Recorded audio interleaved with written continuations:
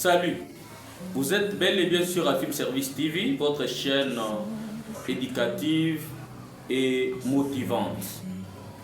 Vous savez, nous avons toujours voulu l'appeler, ou notre slogan fétiche est le nouveau virage vers l'excellence. Lors de notre dernier shoot, nous avions posé une question, celle de savoir si les enfants des pauvres avaient aussi la possibilité de réussir dans la vie, donc de se faire aussi un nom. Beaucoup ont réagi quant à ce, et nous voilà aujourd'hui, présents maintenant, pour détailler ces sujets très importants. Être né pauvre n'est pas une faute, mais demeurer pauvre, c'est ça le problème. La pauvreté, c'est un point de départ. Personne ne choisit où naître. Personne ne choisit ses parents. Personne ne choisit son pays. Personne ne fait un choix quelconque quant à ce qui concerne sa naissance. Donc, si tu es né dans une famille pauvre, ce n'est pas ton problème. Ce n'est pas aussi un problème. Mais demeurer pauvre ou mourir pauvre, là maintenant c'est une affaire de choix. Ça n'a rien à voir avec la famille, ça n'a rien à voir avec l'origine, ou ça n'a rien à voir avec le statut de la famille où tu te retrouves.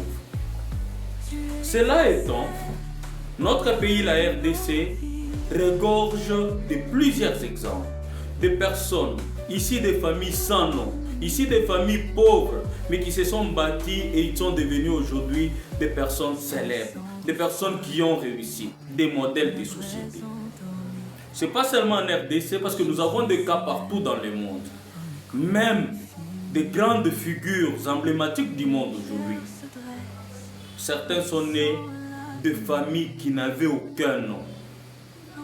Alors, la grande question que nous pouvons nous poser est celle de savoir quelle est la possibilité ou quelle est la chance que les enfants pauvres ont de pouvoir aussi réussir dans la vie et de se faire un nom. Vous savez, dans notre société ici, il suffit de vérifier dans les quartiers où nous habitons, même dans des écoles, vous allez voir qu'il y a beaucoup d'enfants pauvres qui sont là. Parce qu'il y a beaucoup de familles pauvres. Donc quand il y a des familles pauvres, c'est que nous avons les enfants des pauvres qui sont ici de ces familles-là. Mais ces enfants pauvres-là ont un avantage. Leur avantage, c'est quoi? Un enfant pauvre a la rage de réussir.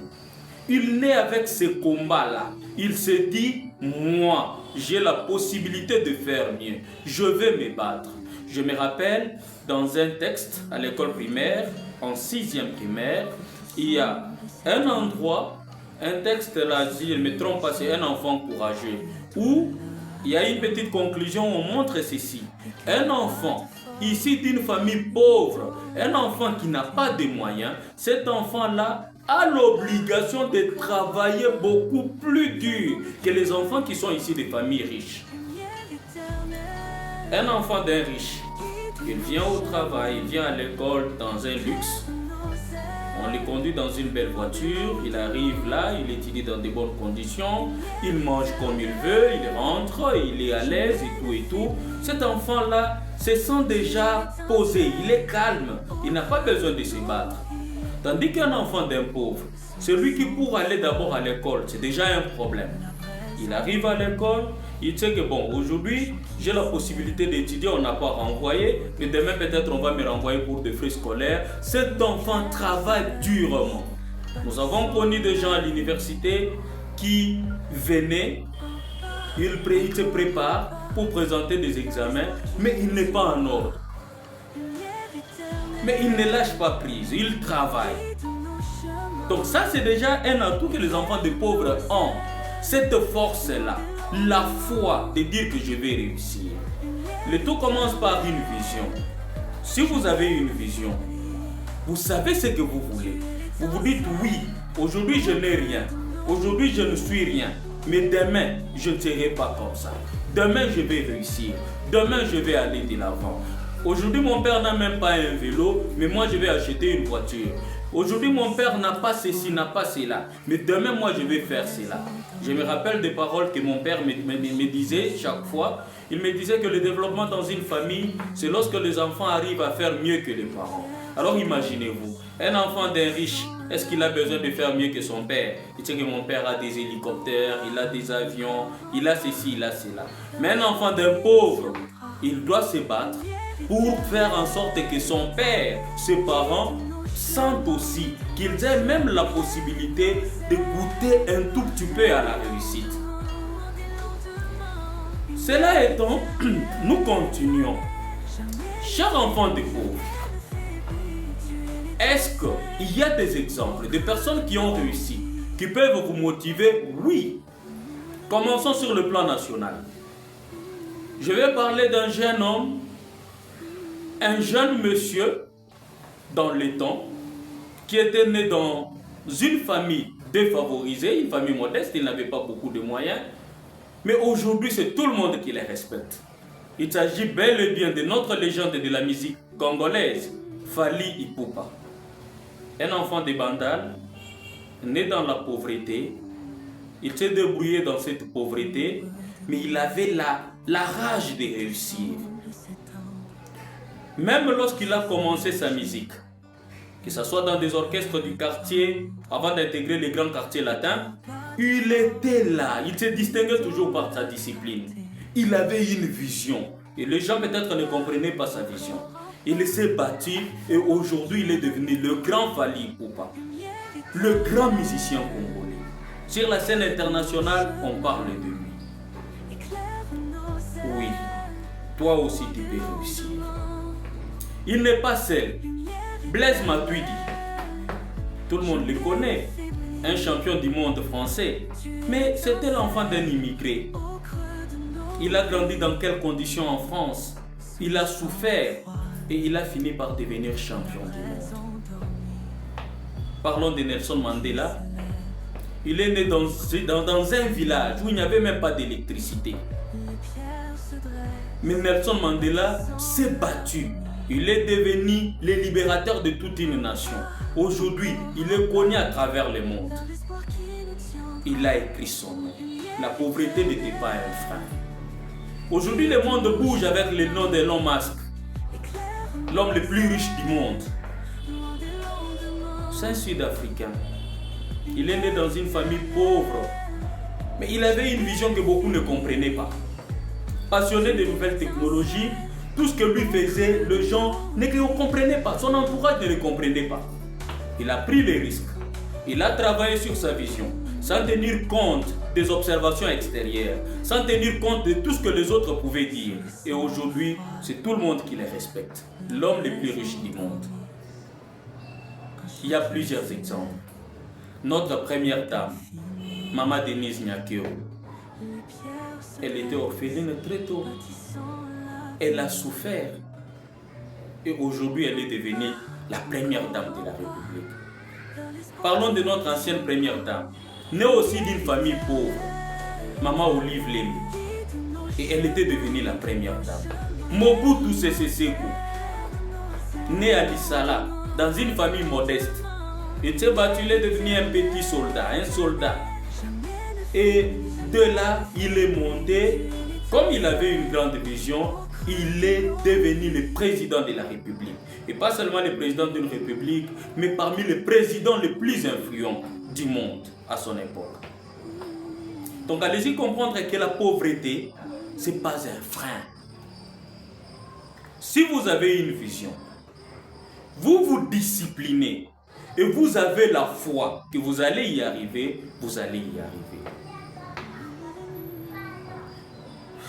Chers téléspectateurs, je sais que dans notre pays, la RDC, si on va compter les gens qui se sont fait des noms, qui sont ici de telle ou de telle autre famille, des familles des élites, ces gens-là ne sont pas plus nombreux que ceux qui sont ici des familles sans nom.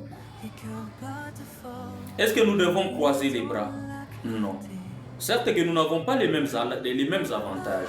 Les enfants des pauvres n'ont pas les mêmes avantages que les enfants des riches. Les enfants des riches ont déjà des carnets d'adresses, ils ont déjà des noms, ils ont déjà des relations. Les noms de leurs parents peuvent les accompagner à gauche, à droite. Mais un enfant d'un pauvre, tu n'as pas de parapluie, tu n'as pas de nom, tu dois travailler. La grande richesse, c'est l'instruction. Il faut étudier. Étudier, ce n'est pas seulement faire de longues études, ce n'est pas seulement faire l'université. Forme-toi. Quand tu te formes, tu fais une formation quelconque, en nouvelles technologies, en coiffure, ou je ne sais pas moi, dans n'importe quel autre domaine, tu mets de la volonté dans ce que tu fais, demain après-demain, tu vas écrire ton nom. On va parler de toi. Rappelez-vous, vous êtes né dans une famille pauvre. Mais ne faites pas en sorte que ce que vous avez subi en étant pauvre, que vos enfants ne puissent pas subir ça. Levez-vous, réveillez-vous. Ce n'est pas seulement en faisant la politique qu'on peut faire quelque chose. Dans tous les domaines de la vie, on peut réussir. Je me rappelle d'un témoignage d'un monsieur qui est en train de prier Dieu. Dieu, donne-moi l'argent. Dieu, donne-moi l'argent. Il a fréquenté plusieurs églises parce que selon lui, il y avait l'emploi miracle, il y avait la richesse miracle, tout ça, il pouvait avoir ça et gagner sa vie. Un jour, une voix intérieure lui dit, mais toi là, tu cherches du travail et tu n'as même pas étudié, tu n'as même pas un diplôme d'État. Qu'est-ce que tu vas faire? Lève-toi, vends de l'eau. Il avait honte, il s'est dit, oh, un grand monsieur comme moi là, vendre de l'eau dans les rues de Kinshasa, ça ne va pas marcher. Et cette fois l'a dérangé autant de jours, jusqu'à tel point qu'il a pris la décision, la ferme décision de se dire, je vais réaliser ça, je vais vendre de l'eau. Il a commencé à vendre l'eau en sachet, l'eau ordinaire dans des petits sachets, ça coûte 50 francs. Donc il achetait 3 sachets pour 50 francs et lui vendait un sachet à 50 francs. Il n'avait pas honte de sillonner les avenues de Kinshasa.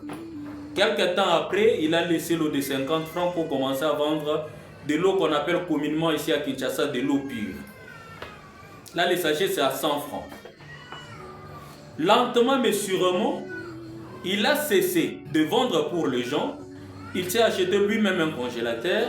Il s'est acheté la machine qui fabrique cette eau-là, qui permet de mettre cette eau dans des sachets, tout ça normalement. Il a acheté ça et il est devenu lui-même le patron de lui-même. Donc il commençait maintenant à produire lui-même son eau et il pouvait maintenant commencer à vendre lui-même son eau là. Aujourd'hui, il ne vend pas encore de l'eau. Aujourd'hui, il est devenu quelqu'un. Il a une grande boutique, une très grande boutique. Il produit maintenant de l'eau en quantité industrielle. Les gens viennent acheter de l'eau en bouteille, en bidon, et ainsi de suite chez lui. Il s'est fait un homme, il est devenu un grand. Donc, les enfants des pauvres ont la possibilité de réussir, mais à une seule condition. Savoir ce que l'on veut, avoir une vision claire, se discipliner et travailler dur pour atteindre cet objectif-là. Certes, le chemin n'est pas facile. Tout le monde te posera des questions. Tes amis ne vont pas te croire. Quand tu diras à un ami, bon, tu sais, moi là, je vais faire telle chose, il va te regarder, il va te dire, hey, tu rêves. Tu n'y arriveras pas. Avec quel nom? Une grande sœur m'avait fait rire son histoire, m'avait raconté son histoire autrefois. Ça m'avait donné de la peine. Et parfois, on pouvait même en rire. Elle était en difficulté, je ne vais pas citer son nom ici, mais elle va se retrouver quand elle va regarder cette vidéo. Elle était tellement en difficulté qu'elle dormait dehors. Donc pendant la journée, on voit une belle fille qui monte, qui descend, mais la nuit, elle dormait sous la véranda dans une famille d'accueil qu'il avait acceptée. Et un jour, son ami, qui était le fils d'un homme influent, d'un homme politique, est allé poser le problème à son père. D'ailleurs, ce jour-là, elle avait passé la nuit dehors, chez son ami là. Et il avait passé la nuit dehors, et le temps qu'elle devait partir, très tôt, le père de son ami l'a vu. Et le père n'avait pas aimé. Alors, le père va appeler son fils pour lui demander, mais la fille que j'ai vue dehors là, elle a passé la nuit dehors? Oui. Pourquoi? C'est là que le garçon a pris le courage de raconter l'histoire de la fille à son père. Voilà, c'est une fille comme ça, elle est en difficulté, elle n'a pas d'endroit où dormir, c'est pourquoi hier elle a passé la nuit ici. Papa regarde son fils dans les yeux et lui dit, est-ce qu'elle a étudié? Son fils dit oui, elle a étudié, elle est diplômée d'État. C'est là que ce papa va demander, pris de pitié, elle demande le diplôme d'État de la fille. La fille amène le diplôme d'État et avec ce diplôme d'État, le papa a fait une recommandation à l'Assemblée nationale et comme on recrutait les personnels à l'Assemblée nationale, la fille a eu la chance d'être aussi recrutée. Et qu'est-ce qui va se passer? Le jour de son interview, elle se pointe là avec beaucoup d'autres jeunes qui étaient là pour l'interview. On lui a posé la question de savoir, elle était l'enfant de qui? Et comment elle était arrivée là? Allez-y comprendre. Mais parce qu'elle avait cette détermination, elle avait la foi. Pour elle, c'était l'occasion en or qu'elle avait et qu'elle ne pouvait pas rater. Elle était déterminée. Elle a donné le meilleur d'elle-même. Elle a impressionné celui qui est en train de l'interviewer et elle a gagné le poste. Aujourd'hui, elle n'est pas encore celle qu'elle était dans les temps. Elle est devenue une grande personne. Elle a maintenant des moyens. Elle est une grande autorité. On la respecte. Chers enfants des pauvres, ne vous fatiguez pas. Battez-vous. Naître d'une famille pauvre, ce n'est pas de ta faute. Mais demeurer pauvre, c'est de ta faute. Ensemble, lèvons-nous, travaillons dur, oublions le statut que nous avons, ayons cette hargne-là de réussir et nous allons réussir. Enfants des pauvres ou pas, la richesse ou la réussite dans la vie n'a pas de nom. Vous êtes bel et bien sûr à Film Service TV. Merci pour votre attention particulière à cette vidéo. Nous vous rappelons qu'à Film Service TV, ce n'est pas seulement la télévision. Nous avons un Film Service qui est toute une corporation. Nous donnons plusieurs services. Nous sommes dans l'imprimerie. Nous encadrons les élèves dans le perceptorat. Nous encadrons des élèves à domicile.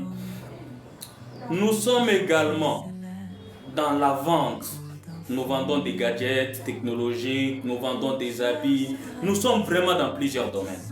N'hésitez pas de nous contacter. Notre numéro est là et vous ne serez pas déçus.